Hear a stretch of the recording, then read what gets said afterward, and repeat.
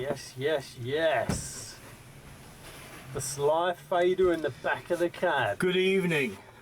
So yeah, welcome to the All City Taxi Talk Show. Good evening, Steve. On this week's show, we have the one and the only, and we go back to 1985. We've got the one and only Andy Penny, aka the Sly Fader in the back of the cab. Well, thank you very much indeed, Steve, me being in the back of your ultra cab. Sit back and enjoy the ride. Thank you very much indeed. So yeah, great to have you in the back of the cab. Thanks, mate. We go back a long way, but as I say, back to probably around 1985. Well, it's probably a little bit, even bit before that, mate. The 84, 85. Yeah. I think we started knocking around, didn't we? It could be, yeah, from the side stride days. Indeed, mate. First two questions I always ask is, where are you from?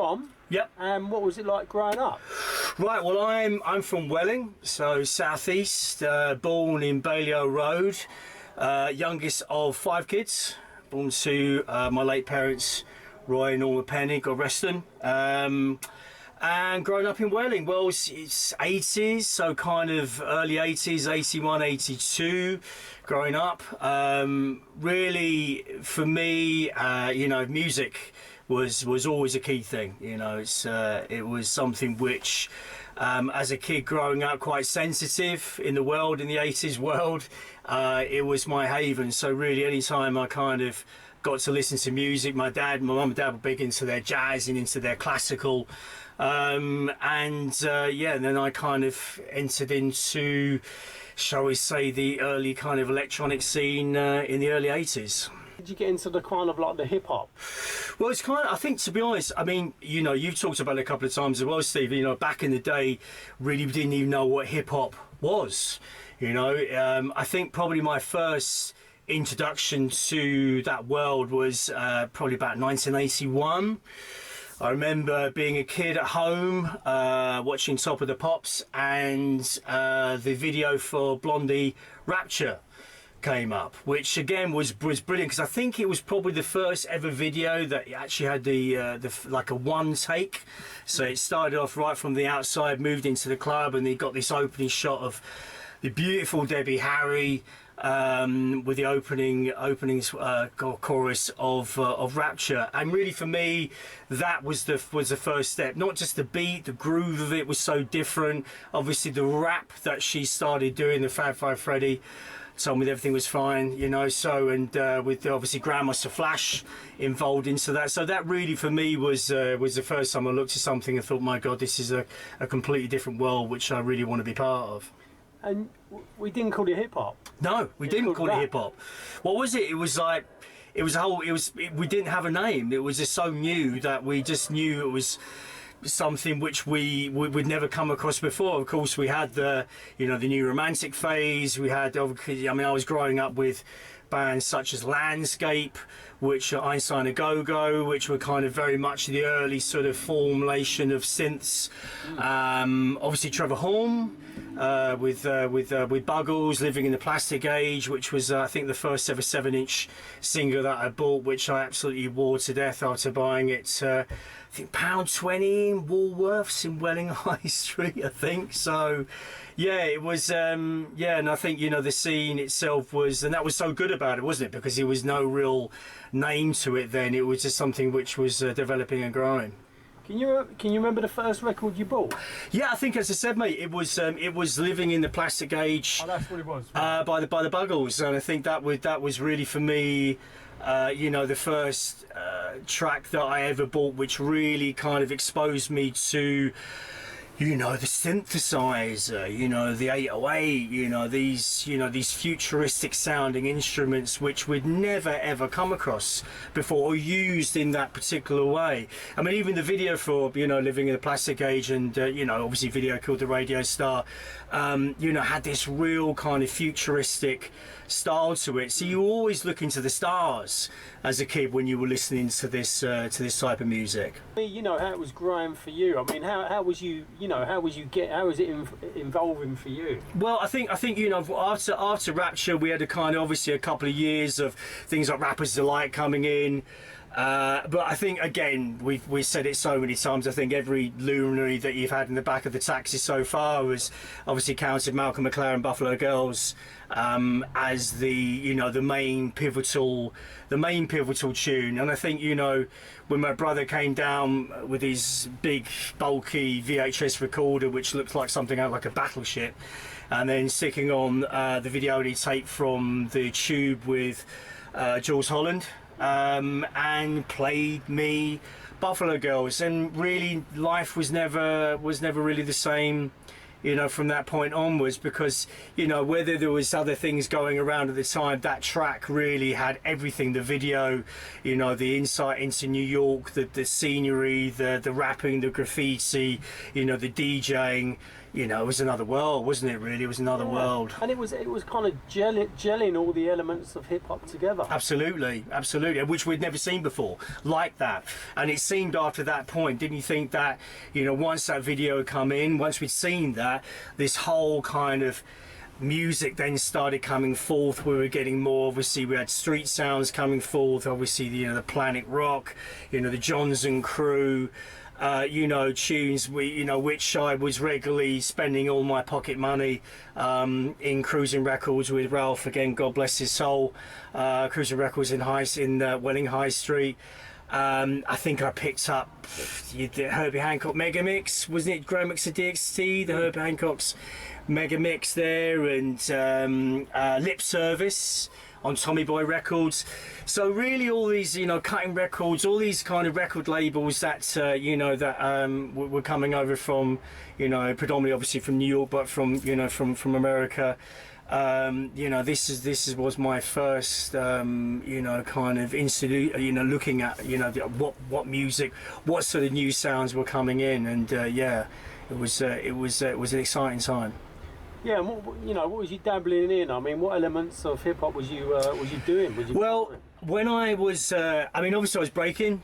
First of all, that was the first step after watching Malcolm McLaren. That was it. I had a little bedroom in my house, which I used to regularly kit out with a little bit of lino and try and do some head spins, which in a very confined space probably wasn't a good move.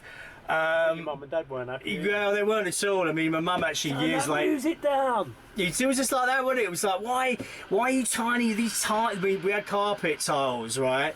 Because my dad was a qualified RCN nurse. The money wasn't particularly great, so and obviously back in the day you had carpet tiles, which obviously weren't particularly great for breaking on. And I used to be churning up these tiles, left, right, and centre. Again, as you said, with my mum and dad saying, "Please, will you please stop?" But I was like, "No, why am I stopping? I want to be able to do this backspin. I want to be able to, spin on my head. Just I want remember, to do these things." We can't stop. We won't stop.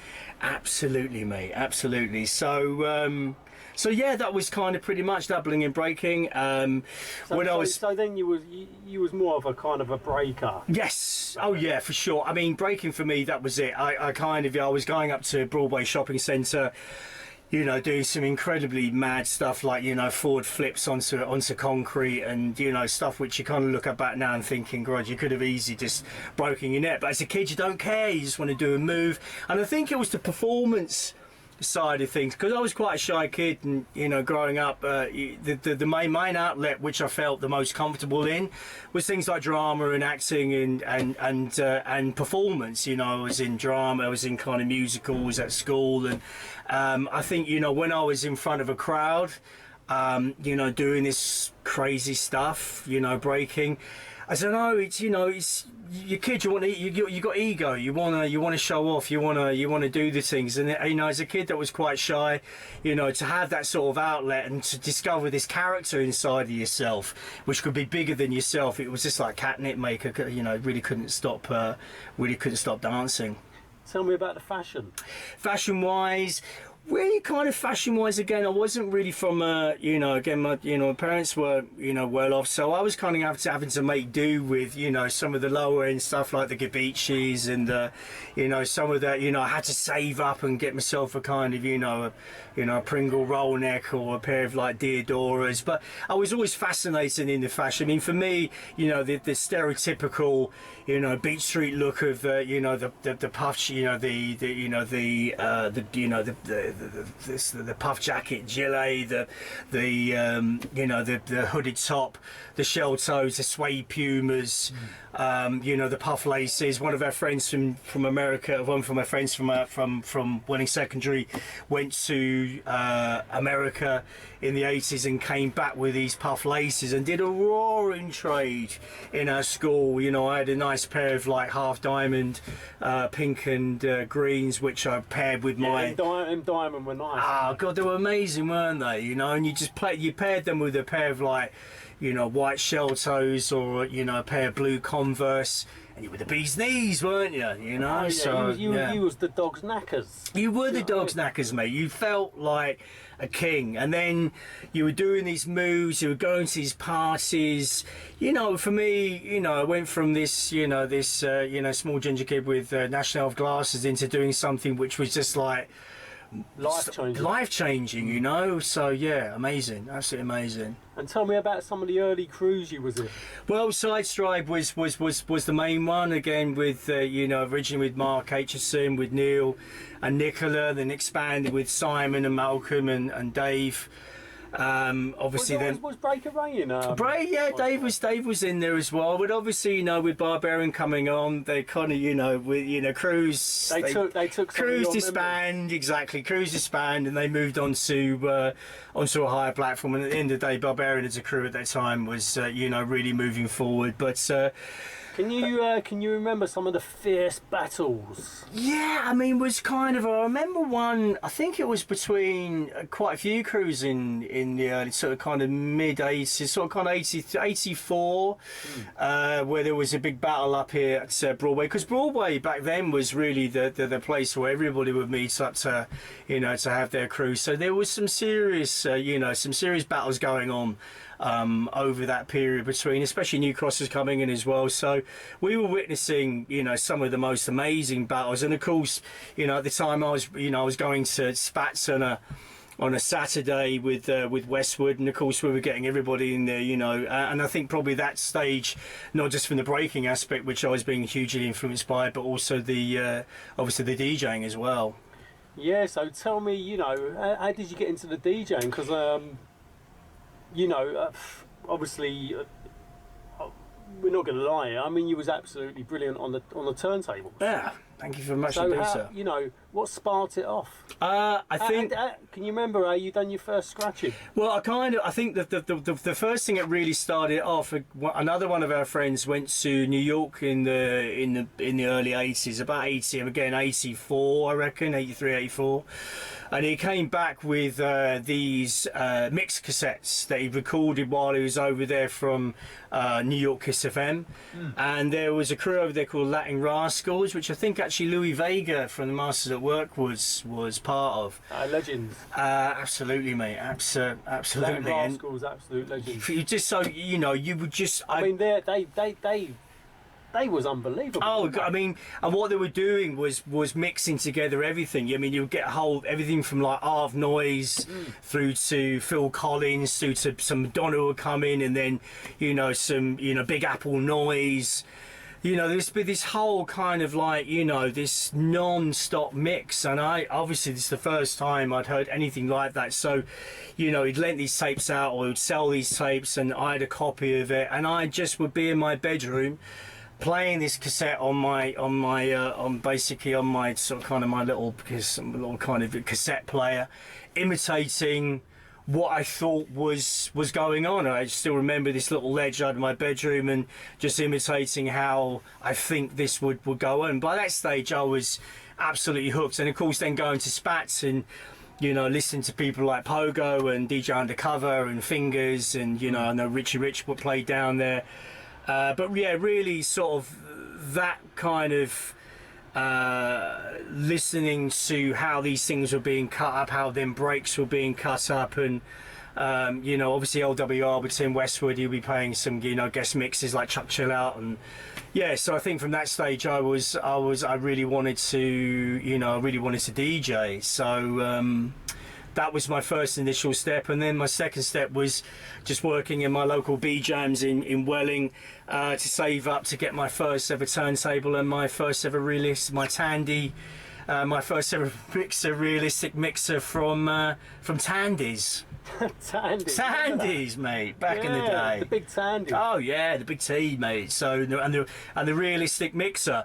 And that was it, and I remember sort of kind of doing... Was that your kind of setup? What, you had the one deck? I just had one deck, I can only afford one. What, you had one deck and a mixer? Well, I had one deck and a mixer, which I would then sort of kind of just scratch. I just kind of, you know, I bought a couple of 12 inches, I can't even remember what I bought. It was a, you know, array of things. I think it's even like some soul, and there was the Tommy Boy Greatest Hits, I think, album that I bought as well, something along those lines. But what I was doing, I was just practicing to scratch, and then I've eventually saved up, got myself another, what was it, JVC, just remember it was a JVC direct drive turntable, and I had two with these, you know, again, two really low budget speakers from Tandy's, and I was ready to rock and roll. And can you remember the first record you were scratching to? Oh, that was different. My dad had I kind of was getting. My dad had some soundtracks, and I remember he had a Jungle Book soundtrack, and there was this one bit where obviously Baloo the Bear was tempting Mowgli to get into the groove, and you know, and he said something along the lines of, you know, get back and get with the beat. And so I was just sort of I'd have one track, jive tracks. Remember jive tracks? So I had jive tracks, and then I'd be scratching this Jungle Book over the top of it. And I remember years later on when I was with obviously again Martin Dunster, another shout out to Martin, brilliant influence in my DJing life. We were doing the same setup. We were, you know, years later, you know, a few years later on, I was on his Technics with the same thing, with this, you know, with this Jungle Book thing being scratched over the top of it. So I always quite like the abstract things, you know what I mean? Always quite like the abstract music, you know, and I think that kind of showed in the kind of things that I was starting to, you know, delve into when I was DJing. And who else was kind of inspiring you back then? Jazzy J, obviously. I think we'd sort of, I mean, you know, it's Def Jam, this is the Def Jam, obviously that break, he was scratching up into that. Red Alert, Chuck Chill Out, obviously these are all kind of, you know, early hip hop DJs, you know. Then obviously the West Coast, you know, Knights of the Turntable. You know, there was a few that I kind of, you know, really, I mean, with Red Alert, for me, yeah, again, he was, you know, the one. I just obviously, he's as a luminary, as a kind of as one person, one DJ that I used to listen to. Him and Chuck Chiller, I think, probably the two I was really inspired by back in the day. Did you was you ever going Covent Garden? I mean, what early hip hop jams was you going to? Well, I mean, it was. I went obviously to Covent Garden. We'll do the round trip. Was the round trip, wasn't it? It was Covent Garden. Then you go to Groove Records, you know, or you'll do Spats, you know. And Spats was really the main thing. And for me, it was so mad. It was, you know, how times had changed. I mean, my parents, you know, God bless them, really did give me so much freedom. You know, on Saturday I'd say to them, you know, I'm off, and they were like, oh great, where are you off to? I'm off to this club in Oxford Street, you know, and sometimes I'd be travelling with my friends, but you know, occasionally I'd just go on my own, you know, because I just wanted to, you know, sample up. And you know, this is great, because before that stage, because I was quite, you know, quite a bit of anxiety as a kid growing up, I would never really go out. I would go out, but things would kind of be a little bit like, ooh, a bit nervy for me. But it seems going to spats and being circulated by this whole maelstrom of, you know, youth. You become part of a big family. Yeah, and it never really felt on top. It always felt exciting. Every time I used to walk away from spats, I just felt, you know, even I suppose as a kid, you don't know it's inspiration, but you know what it feels like. You know you've seen something. You know you've seen someone do some amazing dancing. You know, I remember one time when Fingers was in there, you know, cutting up these breaks, everybody crowding around the back end of spats, you know, where Westwood was, and trying to look at what breaks he was cutting. It was just all very mysterious. I think it's a word. I think it's quite mysterious, which I kind of, you know, as a kid, never been into this world, been thrust into it. Oh yeah, it was just like so exciting for me. So yeah, Spats and Covent Garden were really my main sort of kind of institutions to experience all of that. And another pivotal part of your history was a crew from Southeast called the Sly Faders. The Sly Faders, and you know, it's so Darren. Tell me, you know, who started Sly Faders? Who was in Sly Faders? This is one of these. I'm sure, obviously, kind of this being kind of on your show, people will be like, is that actually how it was? From my memory, you know, Martin. I got to know Martin through Martin Dunster through a group of friends. And it was Martin, obviously DJ Martin, Laurel, MC. I came along, I was doing a bit of MCing at the time, again not great at all, but I was part of the crew in that particular capacity. You know, I wanted to DJ, but you know, obviously Darren was there as well, and Darren Bones. Well, you know. Darren, DJ Bones. Let's put the record straight. Bones was like. Bones was amazing. I mean, don't get me wrong. It was like it was as a partnership, and I'd say between Martin and Darren, they were both brilliant together. Oh, yeah. Martin was much more the maverick in the sense of, you know, the breaks and what he would do and how he'd throw things around, and Darren was much more the meticulous, breaking things down while he was kind of, you know, gradually sort of working down that 8-bar to a 4-bar to a 2-bar. So it's like, you know, I mean, DJ Bones, like the speed of his hands, scratching was. I've never seen anyone scratch. No, he was just a naturally gifted, you know, technician on that side of things. He was, you know, brilliant, and also very inventive. He had his own signature tunes. The Cheryl Lynn, Going to a Show Tonight, you know, an encore, Going to a Show Tonight, 9 to 5, Going to a Show Tonight. And he would just, I remember one party he did this, and he did it faultlessly, and the place just went off. I think Merlin was emceeing at the time as well. And you know, don't forget the pressure on, you know, as a DJ back then in those parties where you needed to keep the whole thing on point, because if you didn't and the MC skips it because of your fault, you know, you were absolutely told that quite loudly by the crowd. You know, and you know, his live performances were amazing. So you know, he's you know, Sly Faders, even though I've obviously utilised it and turn it into Sly Fader, you know, it's definitely for me a homage to, you know, the whole crew. And we really were, you know, in the mix in '86. We had our own calling cards. I was down with Sly Faders as well. Absolutely you were, Steve. You know, there was a huge, and I think that was great because there was a huge, it was like, you know, there was obviously the crew, but the crew was so extended further out. You know, we had, again, involvement with, you know, quite a number of, you know, up and coming, you know, MCs and DJs and you know, beatboxes that were people into graffiti, loads of, you know, graffiti. And I think that was the whole thing. It was, you know, it was a unification. Everybody played part in it, which I think was you know, a very special time to have that happen.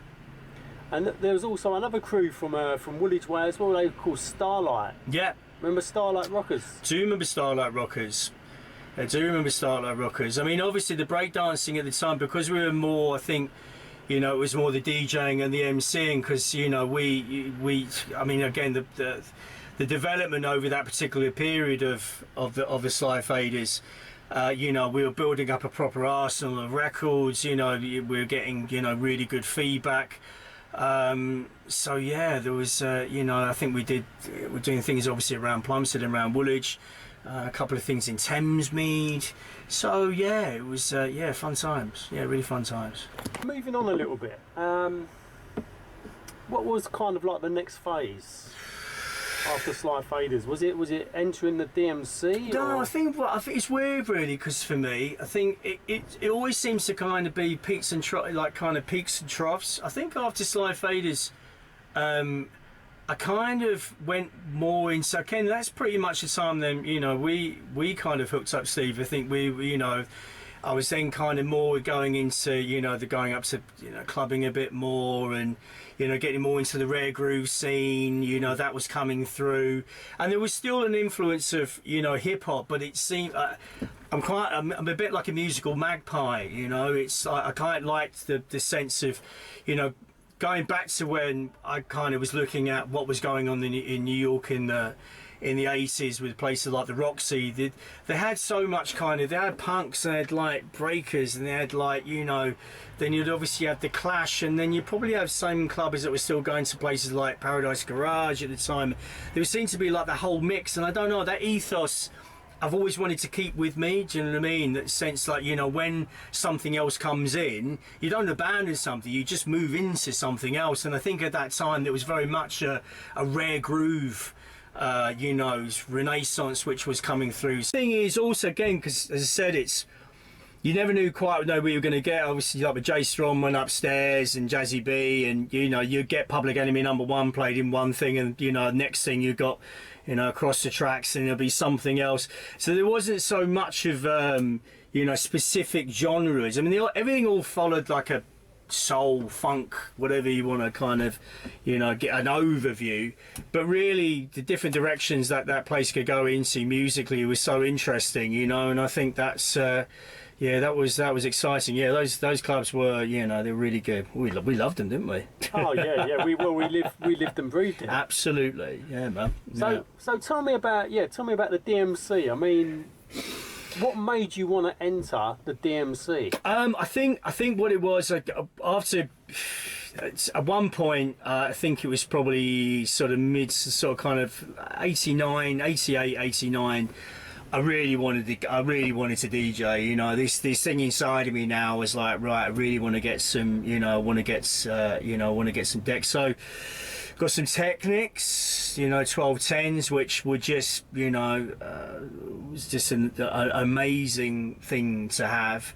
And I think the logical step for me is I wanted to do something with them. I just didn't want to have this beautiful gift here and not be able to, utilise that and actually kind of perform. And so that was it. I decided to, just basically decided to practice. Obviously looked at what other DJs were doing at the time. Obviously people like Cash Money and, obviously Jazzy Jeff and I just started to practice really, because I think at the time, why would you want to enter DMC as a DJ? Well, why wouldn't you? Scratch me, DJ at the time. Why wouldn't you? You know what I mean? This was, if you wanted to kind of set yourself on the stage and, really, push yourself further, then DMC was that was a natural avenue. That DMC competitions. Right. And how did it feel when you got your first 1200s? Just like. Again, it was just like, it's really weird. It's like this sort of music, it just opens up another world for me, It's just, I can't really describe it. Even now, when I'm on things, like it feels exactly the same way as when I first got onto those pair of 1210s and, got my first breaks, ultimate breaks and beats and, double copies and being able to kind of cut things up. And I mean, God bless my parents. I mean, it must have driven them absolutely insane. In fact, it's this constant practicing, and that was the thing. As soon as I got on these decks, I just would not stop. I mean, hours. I'd be, literally working on them, perfecting things, cutting. Some new trick will come in or some new kind of pattern, a way to cut things across. And yeah, you just it was just you never felt more freer. I've never felt more freer when I'm when I'm playing around with that sort of with DJing and music. And I mean, I remember coming round to your place and your mum and dad's place, and you know, sitting there for hours watching you on the deck. I remember many a time, like there was blood pouring out your back. Yeah, well, that was where you was like using the crossfader to scratch with your back. Yeah, well, tell me about that. Well, I mean, that was for one of the, obviously, you know, competing in the what was it, 1991 DMC Championships. One of our friends, Derek, had brought round a video of DJ Miz at Mo won. Yeah, absolutely, mate. Mo won the graphite. Absolutely, mate. Big shout out to Mo big respect out to Mo one, man. So Mo one used to knock about of us. Didn't exactly, he? mate. Exactly, and also prime cuts. Yeah. Perverts. Well, the thing is, I mean, it's kind of with prime cuts that really, I mean, the kind of the trick of cutting on your back and that particular move, you know, Moen came round and he's got this video cassette and he's raving at me. He said, "You've got to see this,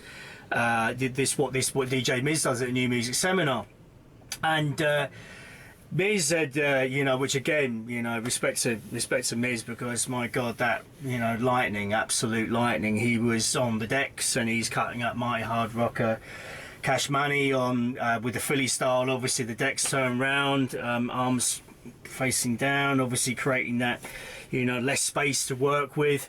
But what he was doing was had the actual records, the actual kind of album pushed up to 45, then pitched down to -8.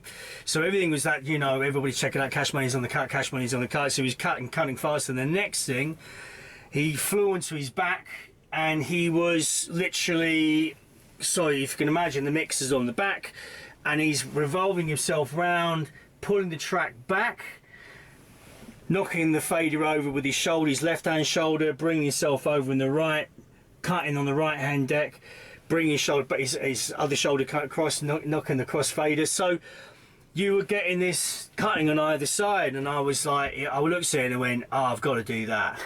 I absolutely have to do that. I've got to learn how to do that."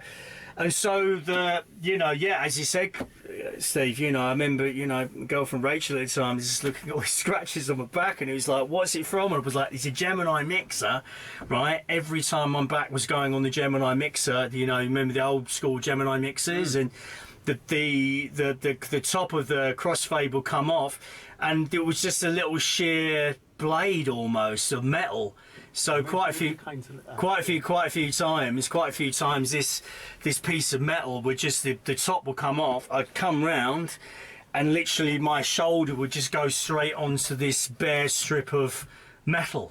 You know, but then I just kept on persisting with it, you know, just again hour after hour to get this thing right. And tell me the build up to that. What was it, DMC 91? I think it was 1991, wasn't it? The heat set slammer. Tell me about the build up to your set. Well, I spent God knows how long on it, months, you know. There was, you know, which I think, you know, after, you know, how many few minutes you're actually on there for.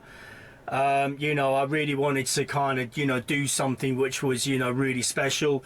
You know, our friend Mo was a brilliant record handler. So shout out to Mo. Big shout out to Mo. Big shout out to Mo, man. I'll text him this interview. Good, you need to, because at the end of the day, he was such an integral part. Oh, big time. Mo and Evan, the dancers as well. Yeah, and you know, and he was just a great side, you know, great person to have next to you. So I just worked this set out, you know, and it was part technical, you know, part showmanship. I like a good show, you know what I mean, and so the build up to it was intense, you know what I mean. I was like practicing all the time, and then obviously we went to, you know, to get through the sort of the preliminary rounds to get into the evening, you know, finals between the three DJs on obviously at the, you know, the heats for the slammer, which will then get you into the quarterfinals, I believe, at Gold Diggers. So yeah. So tell me, who was at the slammer for the regional heat? God, well, obviously, who was you battling? Obviously the legendary Prime Cuts. Listen, I spoke to Prime Cuts the other day. Did you? I wasn't going to mention this, and he told me, you know, keep it under wraps. Yeah. But The chair. Ah. Tell me about the chair. Joe, sorry, Joe. I've actually Joe, mentioned the chair. why do you want us not to talk about the chair? We've got to talk about the chair. It was one of the pivotal moments of at the end of the set. Basically, the chair was the end of the set that I performed at Slammer for the Heats. I mean, we had, just to go back, we had prime cuts, and Steve, my mind's gone blank. The guys from New Cross was Madder. I think sorry, man. Sorry, apologies, Madder. But yeah, so it was Madder, prime cuts, and myself. So this particular set was when I went on to perform, which again, for me, you get sets which are moments, you know what I mean? Where everything all comes together, and to have your friends there, to have this big crowd, you're getting onto the stage, you see this whole sea of people, the nerves, the anger, the tenseness of the situation, and then you go into it. And I remember cutting up Welcome to the Terror Dome, Public Enemy, which actually I practiced so much with these two copies that before I performed at Slammer, I needed to buy 2 new copies of it because it was so much of a hiss on Hear Drummer Get Wicked that you couldn't hear it. Wow. So. Well, where you've been practicing? Well, I've been practicing that much that you'd actually burnt so much of a kind of with the needle going back and forth over this. There was like hiss like the Niagara Falls. So I've gone into this, the opening bit, which I thought, if you're gonna live by the sword, you're gonna die by the sword, which was this Miz trick of going onto your back. And I remember actually the first time going on, hear drummer get wicked, hear the drummer get wicked, then cry, and just this whole sound of people suddenly, just this big cheer. And there was nothing like it. And then from that particular point onwards, there was this whole set, and then my end Pierce the Resistance, which a lot of people might look at and say a bit of showmanship. I literally got up onto a chair and stood on one leg with this chair and put my trainer cladded foot onto the crossfader of the mixer, and with, I think it was Canine Posse, Serve a Sucker Like a Bun. I think it was. I then leant forward and then basically was cutting with my foot, standing on the chair. Sorry, Joel. Standing on the chair, basically cutting either side. Joel's going to be laughing at this. Exactly, because but the thing is, as much as it was like, look at the skull, mate. Never short of a gimmick or two, me. But it was the fact that you could just get it so fast. It was like when you were cutting with your mouth. It's the same thing, crossfader. You could get so fast. I remember. How was you cutting with your foot with a trainer? So fast? Don't know. Magic. Don't know, mate. I personally, I kind of looked at it, even, we talked about it a couple of times. There was nothing really to grip on. I think I had some, I don't know, I just had a pair of Nikes on at the time. And it was just a set, it was just a perfect moment, and sometimes there's been some perfect moments in my life and sometimes there ain't. But the ones you do get where, right at the end of it, where, I put that UTFO ending off, please deposit another record and your party will be terminated, and it's hitting that stop button after it all going perfectly well. The transition between me and Mo, we had this little routine bit where I was crossing between Tour de France, France Work of Vulcans mixed on Tour de France with and then bring it back to, that was Hijack. And it was just like that, because I was screaming it back, I just, then back into the beat, and then I'd be pointing at Mo, and then we'd come back and DJ Supreme pointing at each other, and then back into it. Timing of it, it just was supposed to happen that way, What hijack track was it? Oh God! Star Wars. Star Wars. It must have been Star Wars. Yeah. So it's kind of, it was, but yeah, I mean, it's so many tracks with inside that short space of time, and then obviously the chair. Wow! And you won that regional. Yeah, did. Yeah. And it was, winning it. It's interesting. Listen, really. The jacket. The jacket. Come on, everybody wanted the jacket. Well, you know, the weirdest thing, I mean, John Chigini was, you know, became a very good friend of mine, you know, over the years. Was DMC at the time, and actually it was years later on where we kind of reconnected back up with each other, and I was like, do you remember giving me your give me the jacket, DMC jacket? It was, oh yeah. So the jacket, you know, getting the jacket, the feel of it, you know, the next day, you know, the little bit of press you get, you know, and the other DJs were brilliant. I mean, Matt was great, you know, Prime Cut's amazing, you know, and then to be, you know, you've won. I mean, will there be the heats or not? I just looked at it and just went, that's amazing. And, you know, it just was such a brilliant feeling, you know, that you've what you set out to do, you achieved. And, you know, for someone like me, that means that, yeah, it definitely meant a lot. Definitely meant a lot.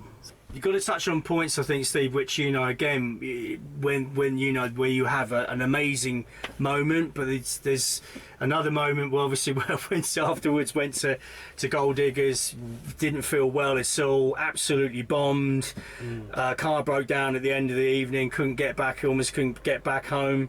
So you get the light and shade of life, and I think really that point where I was thinking, wow, this is it. You know, my ego had been like, wow, this is I can do anything, you know. And life and music is a way of actually teaching you a very good lesson that actually you don't own any of it. You know, it's there to teach you. You know, once you get your ego too involved in things like this, you know, you're more than likely to, you know, kind of take a fall. So from that point, I think after the DMC, it kind of knocked me for six. It really kind of knocked me a lot more than I probably let on to people. My confidence, you know, which I kind of didn't pick myself up from it for a little while. You know what I mean? It really did. What went wrong with that set? Just Gold Diggers. I think. Who was you up against? Oh, I can't. It was. Who won it? Who won the UK Championships at the end of it? It's random. Yeah, it's random, random. Yeah, sorry, man. It's random. So shout out to random. Shout out to random. So what happened? What happened with that set? Just bombed. I think the size of the place as well was huge, absolutely huge. Well, Gold Diggers. Yeah, I mean, I remember walking up on the stage, and I felt from being feeling totally prepared from the previous set. I just let my ego get in control. I didn't practice enough, probably.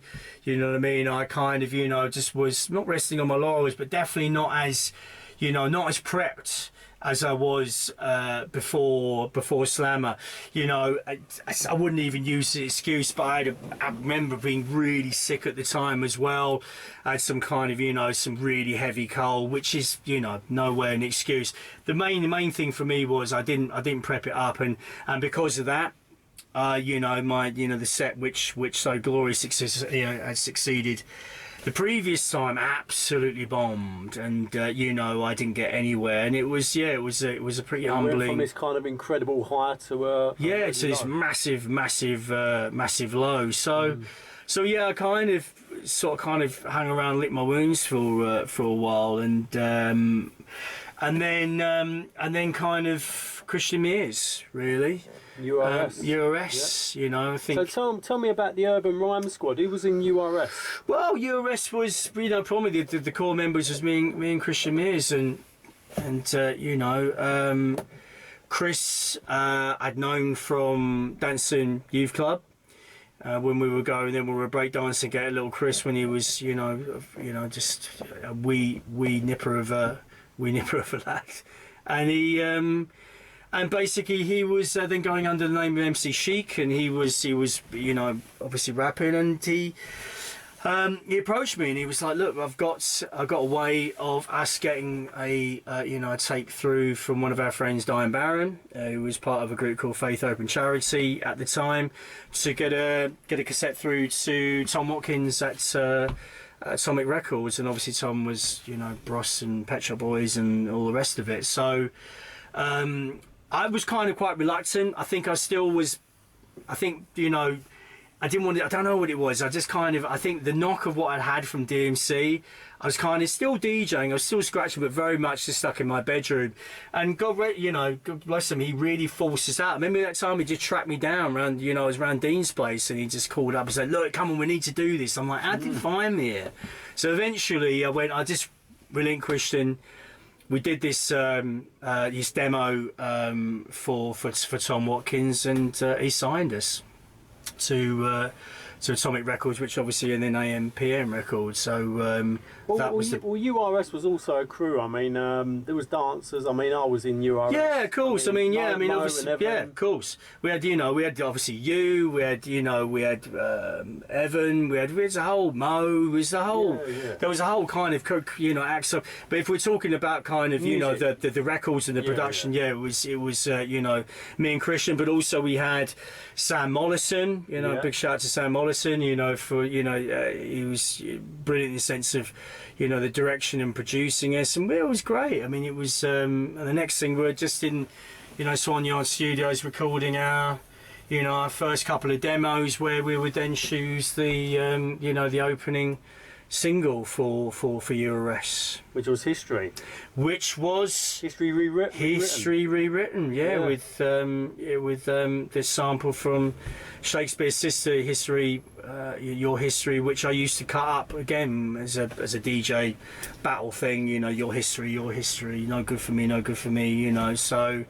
And then we kind of went with, might be a good idea to kind of build this, build the track out of that. And tell me about some of the other demos you was working on. I mean, was you sampling any other mad kind of breaks? Yeah, I mean, we did. We're obviously History did a little bit. Then we were working on the next single, which was Who's the Man, which sampled Peter Gabriel's Sledgehammer. Right. So what was that after Third Base? Well, this was kind of before. This is before Third Base. Well, unless at the end of the day, that's. I think at the time synchronicity, how things actually kind of happened with the track, and obviously the use of the sample. Sledgehammer was something I used to mix regularly. I used to do kind of back-to-back mixes with things, and Sledgehammer was one of the. One of the tracks that I used for that. And then when we came up, right, we need to find out an idea for the next single. I was like, why don't we use Sledgehammer? And then Chris started just doing this rap over the top of it. Who's the man with the master plan? MC Chic. And it was like, okay, so we did it. And just at the time, then we were just about to kind of to push it further, to get it. We'd been in the studio, we got this really wicked guitar player to do this sort of kind of like solo over the top. It sounded amazing, and then Third Base drops Pop Goes the Weasel, which Sledgehammer was obviously the main sample in that. So yeah, mad timing that this from this crew from New York, and who we absolutely adored and absolutely adore Pop Goes the Weasel. It's like for me, Third Base, Cactus album, all of it for me, they were just again genius. But obviously the timing of it, we're looking and thinking, oh no, it's the same break. You know what I mean? How could this? What are the chances of that happening? So yeah, there you go. Yeah, it's a shame we haven't got that demo tape. It is somewhere out on the ether, Steve. Somewhere out there. If anybody knows where it is. No, I don't know if it is, because yeah, it's just one of those things. But at the same time, we've got to do an RIP to Christian too. Absolutely, and it's again moving on. So without, again, to talk about Christian, especially, definitely, sorely missed, not just as a friend but also as a creative talent, and he was genius lyricist, brilliant dancer, huge showman, and will always be remembered as that with all of us. And so where are we now then? I mean, what's going on now? Where are we now? Well, listen, I've got a nice sifter here, mate. Yeah, so tell me about the image. Well, it's kind of, you know what? I kind of looked at it and said, you know, some people have got masks, you know, some people have got kind of like, you know, wear mouse head and stuff, and I thought, can't get much more of a London style to this really than your top hat. Traditional top hat. And isn't it, were you telling me, Steve, that the reason why the carriages of the cat taxis were this big because of the top hat? That's exactly right. Yeah, because of the height of the cab. So people back in the day when they was wearing top hats, they didn't have to take the top hat off and jump straight in the cab. Absolutely, yeah. Absolutely. So you just kind of literally, and as I just demonstrated earlier on, Steve, it's like, you know, it's perfect for it. So tell me about, you know, what are you up to then? Like, are you on the production wise? Yeah, well, I've DJing for me in music. You know, it's a strange one really. It's a love affair, which, you know, is almost like a bit of a love-hate relationship, to be honest. Like any sort of good relationship, you know, for me. I found myself coming into sort of like 9-to-5 jobs, and then all of a sudden, you know, some work would come up, so I'd end up, you know, doing DJing in Dubai for 7 years, and, you know, doing all these kind of things, going back into a little bit of regular work again, and then coming back out again. It almost seems to me like it just keeps on pulling me back in. And at the moment, yeah, I'm working on this Sly Fader project, which is really, you know, it's an interesting mishmash of music. It's eclectic to say the least. You know, it's got a very much almost like an indie flavour to it, with some, you know, some very much a Breakin soul element to it. But I think, again, what Sly Faders as a crew, there was no boundaries, you know what I mean? We would mix things together. I mean, those mixed things that I used to do with, you know, he's a DJ, I'm the rapper, Jazzy Jeff and Fresh Prince slow down to, you know, 33, then mix Prince of I Was Your Girlfriend over the top of it and run them back to back, you know. And I think that's what I wanted to do with this, with not only with the DJing but also with the production side of things. So it's quite, you know, yeah, it's just, you want it to be different, you know. And I think that's the whole thing about music. Sometimes it's so sometimes it just sounds so formulated, and the things that really excite me, the DJs and producers that I listen to, are the ones that really kind of, you know, that have got that sort of quite maverick appeal to, you know what I mean, putting things together. So that's, yeah, so at the moment, Sly Fader, and also just Andy Penny. But the Sly Fader thing is the one that is the most interesting one, really, to be honest. And that's the thing which I'm getting very excited about presently, and, you know, working on more of the DJ sets. Well, I've got a track you worked on called the Dixie. Oh yeah. So what I might do at the end of this interview, then I might drop the Dixie at the end. Absolutely. Just to let know people, you know, where you're coming from on your production style. Too right. I mean, the Dixie's a really good one to listen to. Quickly tell me about the Dixie. I just kind of remember just working on this track, and I had this really evil bass line, sort of kind of like a bass line for like a Moog bass line on it, which I was really just in love with. And then I just thought, I just want to stick a break in there. So I really mucked around with bongo rock, Incredible Bongo Band, and took a sample of that, and then put this really heavy duty stab thing over the top of it. And then I just found the clip from when Passy Astor is getting into it was in her car, she can't start her car in Wild Style, yeah. and the grinding on the obviously engine trying to start.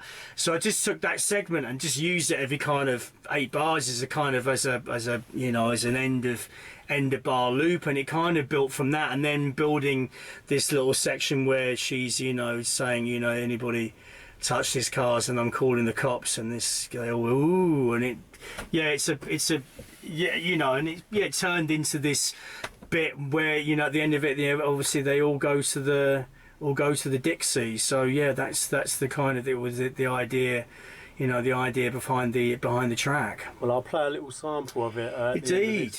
And, you know, it's DJ wise as well. You know, there's a brilliant new venue over in Deptford as well, Mark's, which we're all in love with, in Deptford Broadway, Deptford High Street. Big shout out to Mark and Arkin and the rest of the crew there. Yeah, so I'm playing there, and you know, throughout on a Fridays and an occasional Sunday brunch set, which is a bit more of an eclectic thing as well, which is good. But I think the key thing about it is, with this, is that when do you stop? A lot of people ask the question is like, you know, society kind of looks at you and goes, right, now you need to, you need to kind of, you need to stop on something now. You need to sort of kind of, get your feet in the ground. I just never had that, I just think we're all on this lifetime, we're all on this planet to create in some shape or form. We don't have to be an Agassi to play tennis, but you've got to pick up a racket, do you know what I mean? And I think, for me, the DJing and the music just makes you feel alive. And I think if everybody had that, what I mean, that real sense of, creativity, that, which just keeps you young, I mean, it's like you doing your, your taxi talk shows, I think it's important to recognise that you need something like that, and you need to keep on developing it and growing it, because that's what life's all about. We're creative people. Everybody's a creative person. We just all need to kind of tap into that a bit more, and that's Sly Fader, and that's when we're all part of the same crew. Right. Well, listen, Sly, we're coming to the end now, so. Do you want to give a little shout out to a few people, or? Yeah, just basically, I mean, let's start off. I mean, again, the Marks of Deptford, all the crew there, Mark, Arkin, Leon, the rest of the guys. Big shout out to All City Steve. Thank you very much indeed for having you in the back of the taxi. You know that. Oh, Dolby D, Zia. Mark Aitchison, Martin Dunster, Lord Brown, Darren. Nick Detnam, do you know what I mean? Yeah, if he's big shout out to Nick Detnam if he's around. Big shout out also to my old redactive crew as well, James. The beautiful thing about our scene, there is so many beautiful people that we know inside of it. So I want to say shout out to everybody, and hopefully see you all very soon, and wish you all the best for all of you, and God bless for 2020. All your dreams may come true. And anyone watching this interview as well, make sure you check out my other interviews, and also subscribe to this channel. Subscribe to his channel, because the thing is, at the end of the day, Steve needs you, right? Simple as that. All City needs you, so subscribe. So get on it. Get onto this particular escapade. Yo, Joel, I know you love the chair, Joel. And hopefully see you again soon, Prime Cuts as well. Big love to you as well, mate. Well, I'm interviewing Joel pretty soon, so. Well, I'll be looking out for that one, mate. I'll be looking out for that one, defo. Well, listen, Sam, absolutely honour having you in the cab. Thank you, sir. And listen, make sure you take your shifter with you. Listen, mate. Don't forget the shifter. I wouldn't leave it. I wouldn't absolutely leave it. I mean, look at this thing.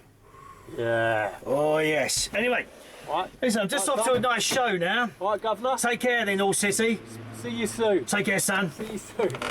See you later. Bye.